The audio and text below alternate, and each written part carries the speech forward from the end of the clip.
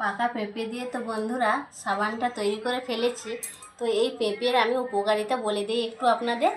পেঁপে আমাদের স্কিনের পক্ষে খুবই উপকারী।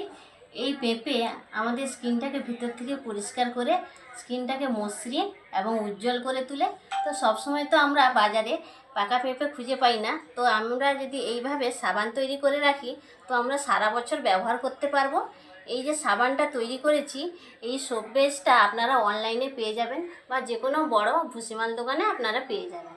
তো আপনারা সোপ বেস বাজারের থেকে কিনে নিয়ে এসে বাড়িতে এইভাবে সাবান তৈরি করে ফেলুন, কেমিক্যাল মুক্ত সাবান ব্যবহার করতে পারবেন। তো আজকের এই ভিডিওটা আপনাদের কেমন লাগলো কমেন্ট করে জানাবেন। এরকম নিত্য নতুন ভিডিও পেতে আমার চ্যানেলটিকে সাবস্ক্রাইব করে পাশে থাকবেন। এর ফুল ভিডিও আমার চ্যানেলে সুমিত্রা কিচেন অ্যান্ড ব্লগ চ্যানেলে দেওয়া আছে, আপনারা চাইলে দেখে নিতে পারেন। টাটা।